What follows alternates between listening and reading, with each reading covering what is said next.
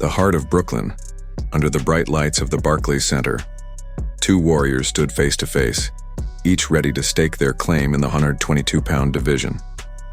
One of them, Stephen Fulton Jr., a 25-year-old rising star from West Philadelphia, carried not only his undefeated record into the ring but the pride of his hometown, a neighborhood known as the Bottom. Across from him stood Arnold Khegai, a Ukrainian powerhouse with a rugged style, determined to derail Fulton's rise and establish himself as a world contender. As the bell rang and the crowd roared, the tension was thick and anticipation filled the arena. Fulton, with his smooth footwork and precise jab, started off with a calm and collected approach. Khegai, on the other hand, came charging forward like a bull, looking to close the distance and turn the fight into a brawl veteran ring. Announcer Jimmy Lennon Jr. had already set the stage. The story was ready to be told. Not just a fight, but a chess match between power and precision, aggression and adaptability. From the opening seconds, it was clear. Fulton wasn't here to brawl. He was here to box. Moving gracefully on his feet, he snapped sharp jabs into Khegai's face, using range and timing to control the action. Khegai, known for his relentless pressure, tried to barrel forward with looping shots, but Fulton made him miss more than he landed. A clean left hook from Fulton drew cheers, showcasing not only his speed, but his timing. But Khegai wasn't discouraged. He kept coming, determined to make it ugly, to slow down Fulton's rhythm. It was a classic stylistic clash, and it was just getting started. The second round saw Khegai turn up the heat. He crowded Fulton, trying to muscle him against the ropes. His overhand right found a home, grazing the temple of the Philly fighter. Fulton, feeling the pressure, adjusted on the fly. He started tying up Khegai when needed, breaking the momentum before it could build. Every time Khegai lunged forward, Fulton would answer with a crisp jab or a sneaky right to the body, then glide out of danger. Khegai's strength was undeniable, but Fulton's intelligence was beginning to shine. As commentators noted, if Khegai was going to win this fight, he had to cut off the ring and dig into Fulton's legs, slow him down by going to the body. So far, he was trying, but not quite succeeding. The third round saw Fulton continue to frustrate Khegai. He peppered the Ukrainian with combinations, jab, jab, right hand, then slipped away, never staying in one place for too long. Khegai, visibly irritated, attempted a takedown in the clinch, using a high trip that resulted in both fighters tumbling. Referee Steve Willis quickly stepped in, but it was a signal. Khegai was growing desperate. Still, Khegai landed a few clean right hands, catching Fulton on the ropes. But Fulton, ever the technician, rolled with the shots and fired back with a double jab and a body rip that slowed Khegai's advance. Khegai started the fourth with renewed energy. He charged forward, letting his hands go, and connected with a thudding right to the top of Fulton's head. For the first time in the fight, Fulton looked a bit uncomfortable. Khegai smelled blood and pressed forward. The crowd came alive, but Fulton wouldn't back down. Using his jab like a sword, he carved openings and slid to the side, returning fire with a chopping right hand and a beautiful uppercut that snapped Khegai's head back. This was no longer a simple contest of styles. It was becoming a war of wills. As the fifth began, Khegai kept pressing, but his footwork lacked discipline. He followed Fulton rather than cutting off the ring, allowing Fulton to reset and counter. A slick left hook to the body from Fulton drew a grimace from Khegai. Then another, and another. Now the Ukrainian's pressure was becoming predictable, and Fulton was taking advantage. A double jab and a stinging right hand snapped Khegai's head back again.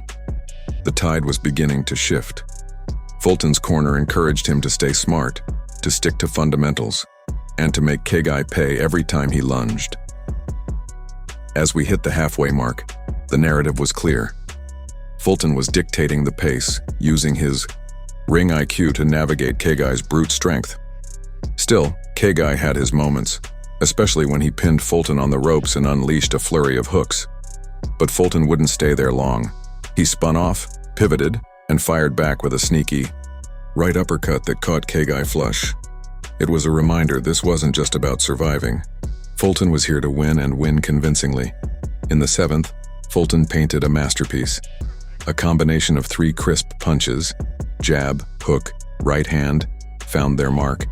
He slid around Khegai like water around rock, delivering punishment without taking any in return. Khegai looked confused, frustrated. Every time he swung, Fulton wasn't there, and when he was there, he was landing leather. The swelling under Khegai's left eye was becoming noticeable. Fulton, now brimming with confidence, began to press forward, turning from counterpuncher to aggressor. Khegai, knowing he was falling behind on the scorecards, dug deep. He pressed harder, throwing everything he had, hoping one of those wild overhands would find a home. And one did, a right hand that caught Fulton flush. For a brief moment, Fulton's knees wobbled. Sensing an opportunity, Khegai swarmed. The crowd erupted. But Fulton weathered the storm, clinched, and bought time. As the round wound down, he jabbed his way back into control and even landed a left hook to the liver that seemed to sap Khegai's energy. The 9th round started with a flurry, both men trading heavy shots in the center of the ring. Khegai, still hunting for the knockout, launched bombs, but Fulton, cool under fire, picked his shots with surgical precision. A right hand split the guard, a left hook landed flush. Then came the moment that had the arena on edge. Khegai landed, a looping left hook that stunned Fulton. For a second, the Philly native was in trouble. Khegai went wild, throwing punch after punch. But Fulton, showing championship composure, held on and fired back just enough to survive. The 10th round was a showcase of what separates good fighters from great ones.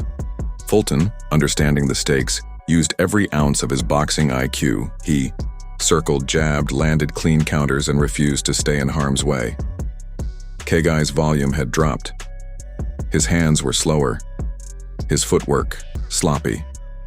The pressure that had once been suffocating was now plodding. Fulton was in control. Emotionally, tactically, and physically. Both corners knew the fight was close enough that a strong final 2 rounds could decide it. Khegai's trainer pleaded for urgency. Fulton's team reminded him to stay smart. The 11th saw Fulton go back to his bread and butter, jab, angle, combination. Khegai swung big, hoping for a miracle. But Fulton saw it all coming. He landed, a punishing right hand and a slick left to the body that slowed Khegai's forward march. The frustration on Khegai's face was evident. This was not the fight he wanted.